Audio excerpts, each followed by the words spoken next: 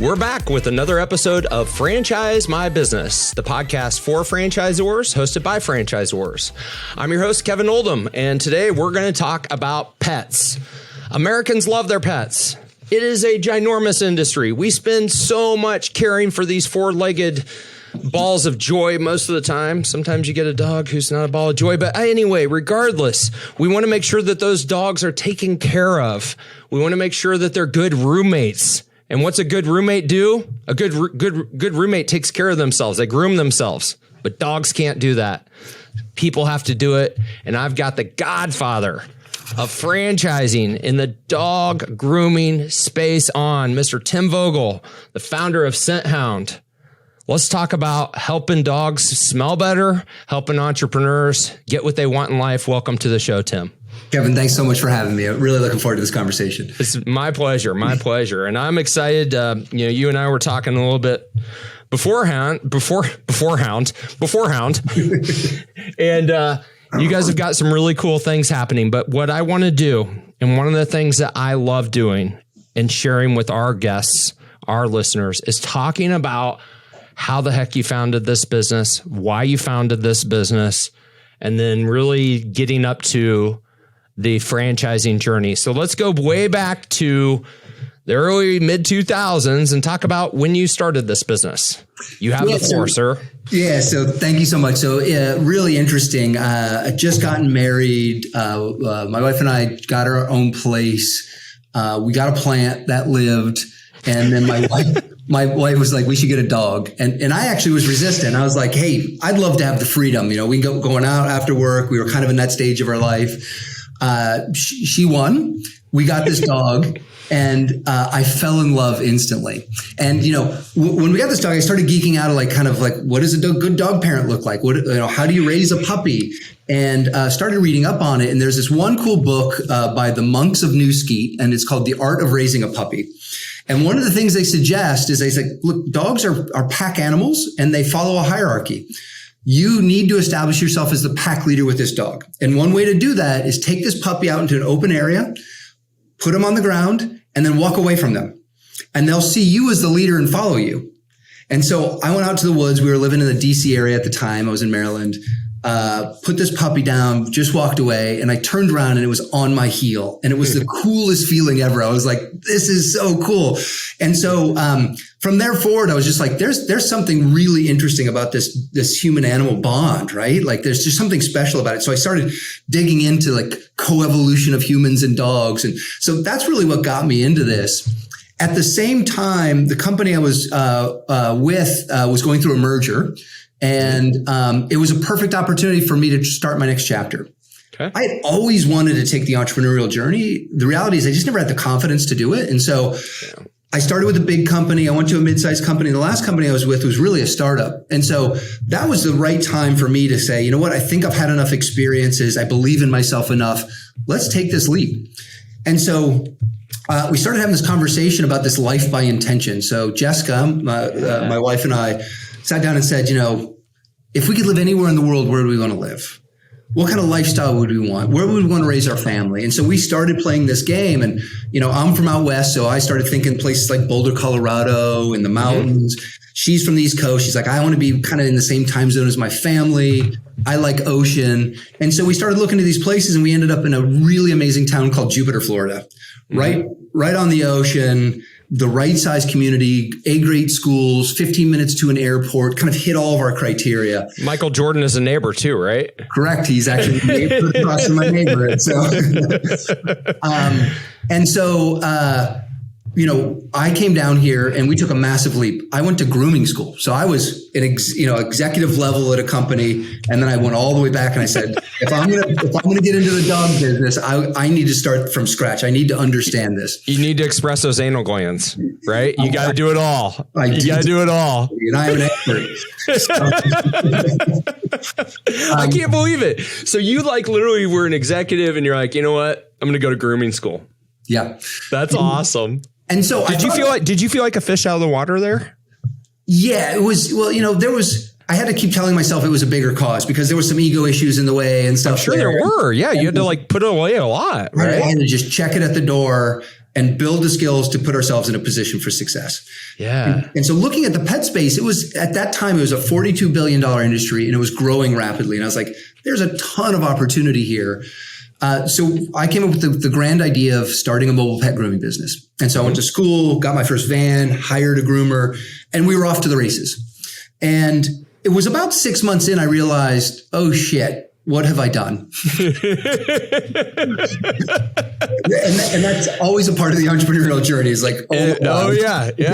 And you're like, oh man, I didn't take the road less stupid. I moved my family to Florida. I've got this business, which is not great margins, hard to scale, labor intensive. And so I had a gut check. We kept growing the mobile business, but I had a gut check. Like, do I stay here? Do I go back and get a job? And really, at the end of the day, I really, as I reflected on it, I said, there's a massive opportunity in this space if someone can solve this problem. And number two, I'm not giving up on myself. Like, I got to see this thing through. And so we grew the mobile business to a point where it was finally able to sustain our lifestyle. So it was really a lifestyle business, but that was never my intention. I wanted to build something. So then I really did a lot of soul searching. I was like, okay, how do we solve for some of these problems around profitability and scalability? And one of the big issues was staffing. And so what we did is we opened up a retail location where we could train our own technicians. And so we went out to one of the larger schools in the nation. We bought their curriculum. We integrated it into our process. We broke roles apart so that the labor intensive stuff was the lower paid employees or the entry level employees. The higher skilled stuff was done by the skilled technicians. And we had success there. And we actually opened up our second location. So we had the mobile business. We had two retail locations. And as we dug into that, it still wasn't that scalable. It still took a lot of time. It wasn't something we could deploy rapidly. Okay. And it was like, I was like 5 or 6 years in when I started to really get a deep learning of the industry, customers' needs, what holes were out there. And I had an aha moment. I was actually in my neighborhood walking my dog, and a new neighbor had just moved in. And he was walking his dog, and he's like, we started chatting. He's like, hey, what do you do? And I said, I own a dog grooming business. And he's like, that's cool. I'd use you, but my dog doesn't need grooming. And he had a Labrador retriever, right? Mm-hmm. And I looked at his lab, and his dog's knuckles were disfigured because he hadn't cut his nails. Oh. And I could smell his dog's ear infection. And I was like, this is a good guy. He loves his dog. Yeah. He's clearly got the means to take care of him. He just doesn't know. Yep. And so I just started digging into it, and I was like, wait a minute. There's no place for non-haircut dogs to get really fast, easy, and affordable care. And then I started saying, well, how many of the dogs in this country are non-haircut dogs? Well, if you look at the top 10 breeds owned in the U.S., only one of them needs a haircut. So who is it? It's a standard poodle. Interesting. Yeah, that makes sense. But yeah, you're right. It's like a lab. They don't get their haircut. Labs, boxers. Hold on, audience. My mind just exploded. Out of the top 10 breeds, only one of them needs to have their hair trimmed. Holy smokes. Okay, keep going. So we were in this red ocean competing with all of the other groomers, right. Best haircut, who was the best artist, where 80 or 90% of the entire market was unserved. And all dogs need care. Like all dogs need basic care. They just don't need haircuts. Not all of them need haircuts. So how can I make it fast, easy, and affordable for those dog parents to get the best care possible? And that's when this idea of Scenthound was born. So Scent stands for skin, coat, ears, nails, teeth. The 5 core areas all dogs need care. And every time the dog parent comes in, we actually do an evaluation of their health and give them a report card on skin, on coat, on ears, what their health rating is. And then we make recommendations on what they need to do to keep their dog healthy and ultimately live longer. And so one of the things that's really mind blowing in this space is dental. So did you know 90% of dogs, up to 90% of dogs by the age of 2 already have periodontal disease? It doesn't surprise me because they can't brush their own teeth, right? I mean, It's like we have to brush our teeth and keep good gum health, and then our dogs get it like what, once a year? Yeah, and they're maybe twice a year. They're eating carbohydrates now in their food, which create this plaque, which this biofilm, which then turns into plaque and tartar. And if you cared for your dog's teeth on a regular basis, you could extend their life 3 to 5 years. So 3 years for big dogs, 5 years for small dogs. So just think of that one small sliver. Like if I said to you, hey, your pug, if we took care of your pug's teeth, you could potentially have that dog live 5 years longer. How awesome would that be that you could have that family member with you for that much longer, right? That's a hard hell yes right there. I mean, it's a very hard one. That's amazing. So we opened our first Scenthound location. We had some success. There was some learning and a bunch of stuff. Sure. Then we retrofit our other 2 locations. Then we opened a couple more. Then we did kind of experiment after experiment. How does membership, would that work? How do you communicate it? What's the pricing? What are all the terms around it? What kind of shampoos do you use? How do you on and on and on and on. And ultimately over, 2 or 3 years of running hundreds of experiments, and it was actually a friend that had to tell me this. He's like, dude, that's good enough. You should scale. Yeah. And I was like, well, I got to tweak one more thing. Stop being the architect and go scale this thing. Yeah. And so then that was the decision point, like, which way do we go? Do we franchise? Do we just open 5 more of these? Do we, there's a whole bunch of different options. And ultimately we decided on franchising. Man, that is, I'll be honest. I didn't pick up the fact that you guys were just specializing in dogs that did not need to be trimmed. And anytime you can niche down, they always say the riches are in the niches. Well, and totally. It's and like one of the learnings we did, the first Scenthound did no haircuts, and it did okay. But the paradigm in people's minds around care for dogs was haircuts. And so we said, okay, we're going to do haircuts, but we're not going to do the 100-some breed standard stylings.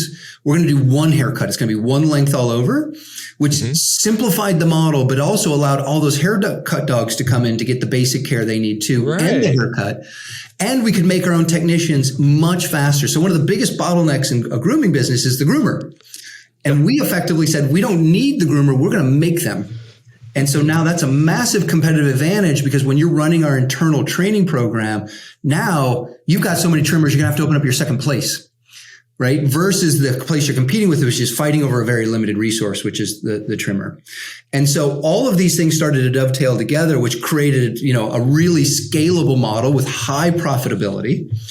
15 to 30 minutes turnover for most of these dogs. We're an errand intensive shopping center. So wow, 15 to 30 minutes. So you can wait. Yeah. So what happens is the dog parent drops off their dog, goes and does their workout, comes back and picks up their dog and goes home, or goes to the grocery store, or gets a coffee, or does their dry cleaning. So now they're combining errands to make it seamless, because honestly, you got a laundry list of things to do every day. The dog's kind of always at the bottom. So how do you make them up at the top with something else? And so that you make it easy. Yeah, you make it easy. You make it affordable. I mean, I'm sitting here looking at and I think it's brilliant. I love what entrepreneur doesn't love recurring revenue? Yes. But if you're somebody who's thinking about franchising and you're listening, try to, number one, inject as many revenue lines as possible. But number two, the recurring revenue makes you sleep better at night. It makes forecasting and everything so much less stressful. So let's talk about this membership component. Did you guys come out of the gates as a membership model? We did. And so we even tested it in our mobile, and we even tested it in our grooming, but this one was much better. And so some of the hallmarks is, number one, all dogs need the basics, right? So bath, ears, nails, and teeth. We said, look, it's going to be one price for all dogs. If you've got a Great Pyrenees or you've got a Chihuahua, it's the same price. Now you can scale marketing. You can scale messaging. You're not quoting prices. You're not worrying about any of that stuff. The other hallmark of our business is that 50% of our revenue comes from the add-ons. So the membership's just the baseline, right? Yeah. Now we're actually capturing their health data and making a personalized and curated recommendation for what their dog needs. So you only pay for what you need. You come in, if you've got a boxer, the basics, probably all you're going to need. Maybe care for their teeth, or their, some other teeth and nails, right? Yeah. That's actually part of that basic, but care for that basic stuff. But if you've got a golden retriever, you're probably going to want to blow out in a brush to get that undercoat out and make them nice and soft. And if you do come in with that standard poodle, we'll give you that haircut too, right? So now you can personalize your service just for your dog. And the recurring, we actually want our members to come in 100% of the time, right? So, some of the memberships, recurring memberships are like, let's sell them and hope they don't come in because we don't have to deliver. Right. You guys want to be of service to these animals and help It fits our value system. Come in and work with them every single month. But also, the dog's in better shape. So now we've got great conditioned dogs. They're easier to work on. Number two, we have a relationship. Does it mean they're faster to turn, like a Southwest plane, right? I mean, it's like, hey, you can turn a dog.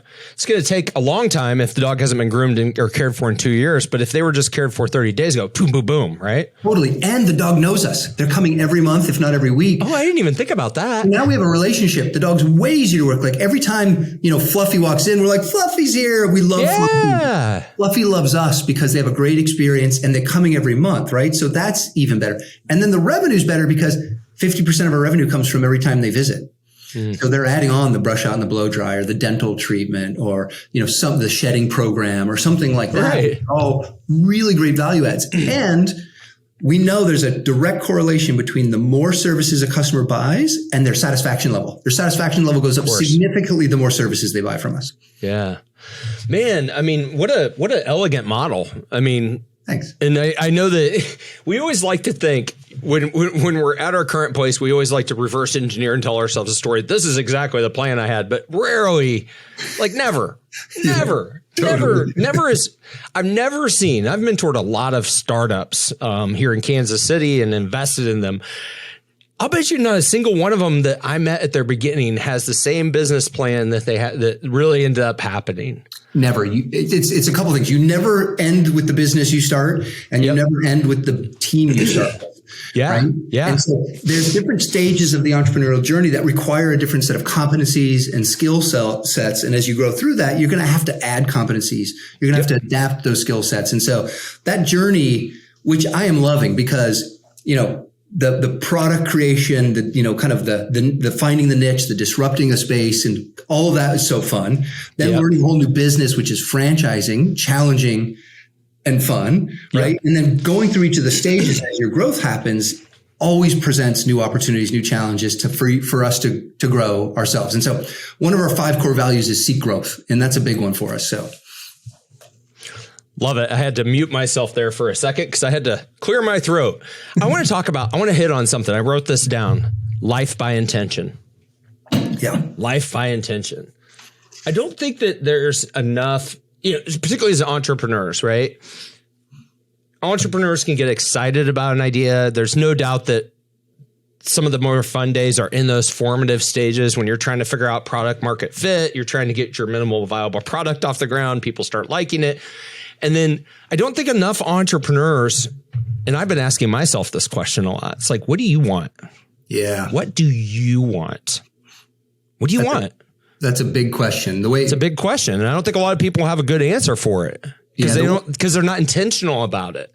Well, and the way I think about this is zoom in, zoom out, right? So as an entrepreneur and leading an organization, I need to get into the weeds and understand the complexities and know how to do it all the way down to the studs, right? So the going to grooming school kind of thing. But then zooming way out, is this what I want? Is this going in a direction? Is this going to end in a place that's going to make me happy? And then asking that question is the mission that we've built, is the culture that we built going to supply the necessary juice for me to want to get up every single day and do this? Yeah. Because if this is heading to a place that I'm not going to want to be a part of, then I need to rethink how I'm building this business. For sure. The kinds of people I'm surrounding myself with, the mission, the how we're making an impact in the world, like thinking all those things through. And I think we've had really rapid growth because I did pause before franchising and really take a deep dive on what contribution did I want to make to the world? What contribution did I want to make to the organization? What kind of lifestyle did I want to lead?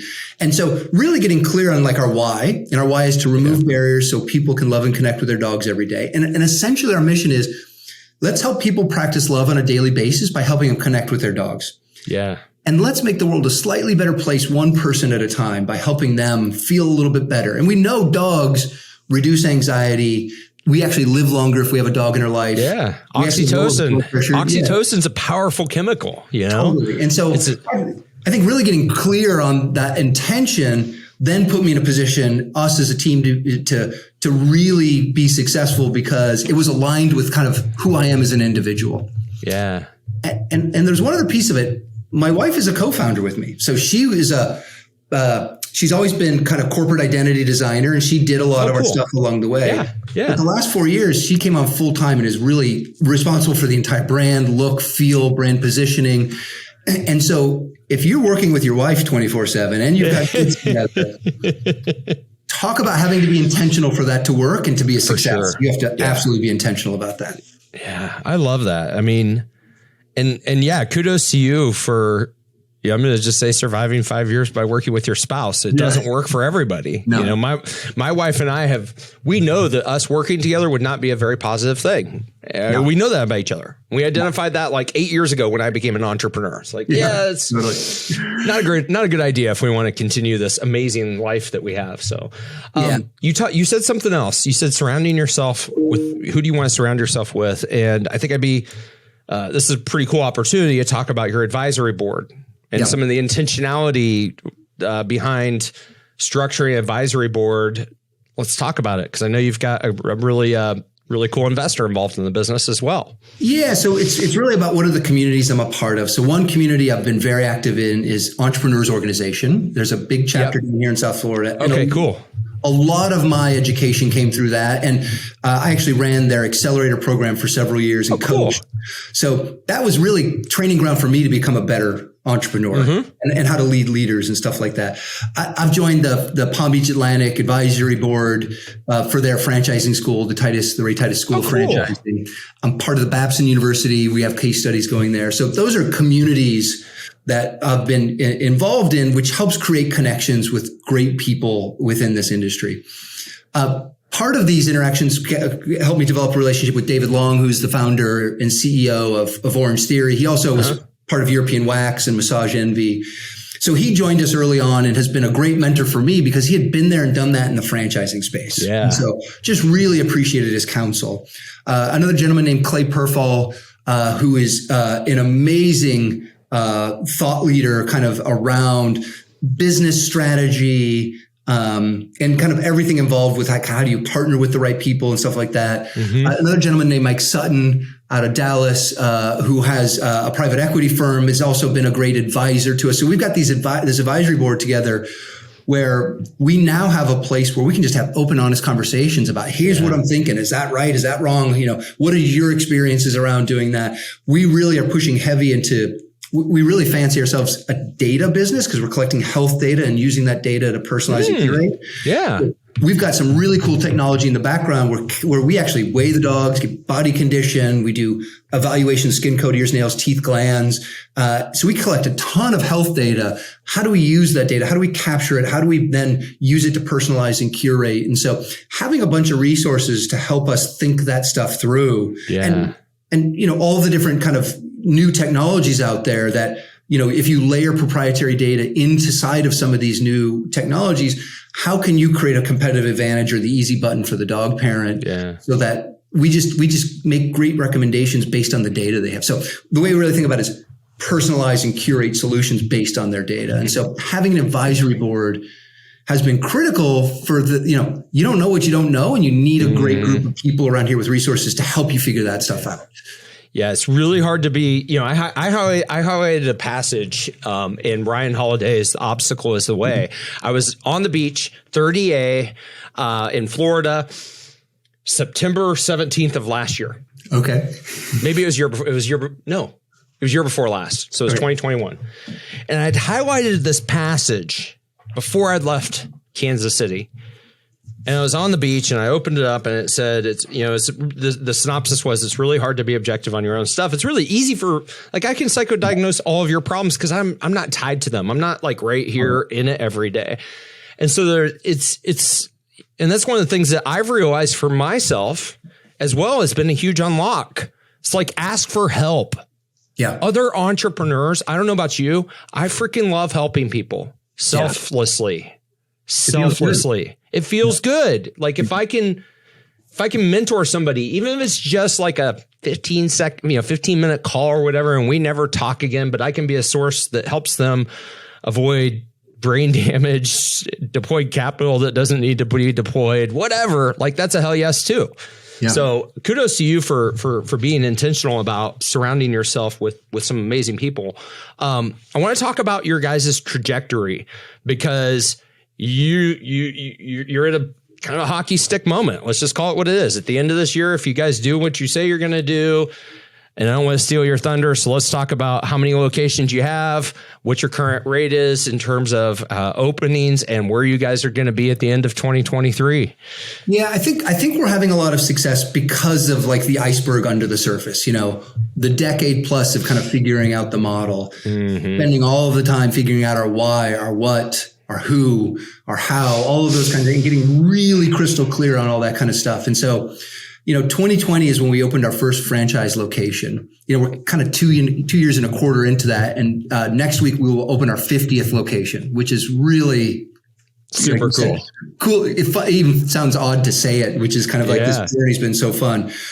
One of the things that we've been building over the last couple of years is what I'd consider a predictable opening pipeline. So where is everyone in the stage?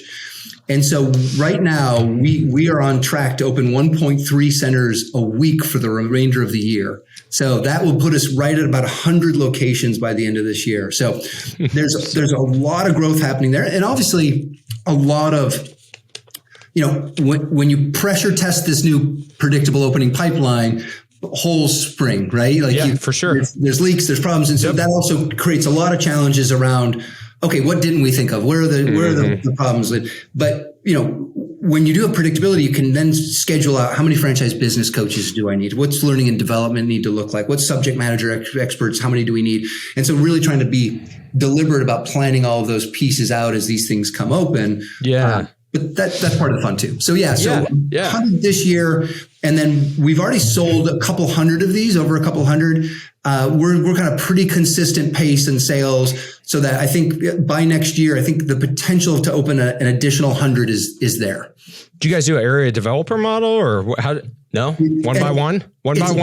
It's a fantastic question because, you know, David Long being on the board, that has been his success model. I know. Yeah. And so we actually created an AR model last year, FDD, and we started really talking to that community. And after really digging deep with that community and looking at our culture and how we grow, it turns out that it wasn't the right fit for us. And that was a tough decision because I thought we could really accelerate our growth that way. But we also would have to change the shape of our organization a little bit, and it didn't fit our culture. And so understanding that as we kind of went down that road and taking the time to really evaluate that was super important for us. Yeah. We have learned that single units is not the best for us. Multi-unit is the best. 3 to 5 units. And so we are really looking for the people that have been there and done that before. So the Massage Envy owners, the European wax owners who want to diversify or have sold successfully and want to come back and get into it. We think those are great kind of partners for us. Yeah. Yeah. No, that's awesome. And you're right. You know, if you have like an area developer and maybe they're not as into the caring for the pets aspect, you're looking more as the business aspect, which you have to look at it as a business aspect.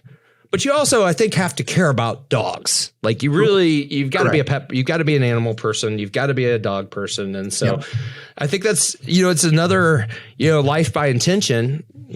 Business is part of life, and you're showing a lot of intentionality, not only in how you're approaching the business, but also how you're like thinking about expanding it. And I think that's going to be the title of this episode, because intentionality and entrepreneurship sometimes don't coexist for a lot of people. And it's a skill set that you have to work on. Yes. In my opinion, a lot of people, if you're driven and you're an entrepreneur, it's like, hey, okay, cool. Let's go. Let's build it. Let's figure it out after they use the analogy, build the parachute after you jumped out of the airplane. Well, but at least know where you want to land the parachute. Yeah. I think a lot of people look up 5 years later and say, where am I? Yeah. And I really wanted to avoid that, which is like, let's look up and say, where are we going? And and that's that zoom in, zoom out. So kind of on a quarterly basis, I try to take a day off, zoom out and say, all right, am I building the company I want? Is it moving in the right direction? And you know very well, there's a lot of forces coming at you, moving, and there's a lot of agendas as you get bigger and bigger. And there's a lot of complexity that happens there, and trying to identify the signal and the noise. And the ability to zoom out and just take a big view and look at the direction, I think is a critical component to come back in and then have the agency to say, no, we're not doing that. Even though that seems right, we're doing this because this is where we're going, and that's what I think true leadership looks like, is having that ability to say, this looks attractive, that's shiny, this could work, but that's not who we are. And we need to continue in the direction that aligns with our value system and where we ultimately want to be. Beautiful. Beautiful. Thank you so much for sharing your story. My cup got filled up, it really did. I mean, the intentionality, I'm somebody who's trying to be hyper intentional about like what the next, decade of my career looks like. And so this was a breath of fresh air hearing somebody who's actually like deliberate about how they're structuring their lives and their business and setting up a platform of people that kind of think what you think, That's really cool. So if people want to learn more about you, Scenthound, like what's the best way for them to do that? Yeah. So reach out to me on LinkedIn. It's Tim Vogel. And then, or if you want to just check out our website, it's franchising.scenthound.com. And it kind of tells you all about the business and the journey, what the journey would look like. Awesome. Tim, thanks again for joining us. I really appreciate it. Yeah, no, thanks for having me. It's a wonderful conversation. Ladies and gentlemen, I say this on every show because I believe it. Like there's always some pearl of wisdom, something that's going to be useful to you, hopefully, and maybe somebody that you care about in your life. And I think if you're listening to this podcast, you're probably an entrepreneur or you're thinking about being an entrepreneur, and you probably know an entrepreneur that's not living with intention. So do me a favor, go ahead and text this episode to them right now. Unless you're driving, do it later. My second ask is, this is a passion project for us, and the feedback loop that we get on, keep doing this and pushing forward really comes up in our statistics and subscribing to the show. So if what we're doing is meaningful to you and you find value in it, I would deeply appreciate you smashing the subscribe button on the platform you're listening to this show on right now. Until next time, I'm your host, Kevin Oldham, and I hope that you have a phenomenal week.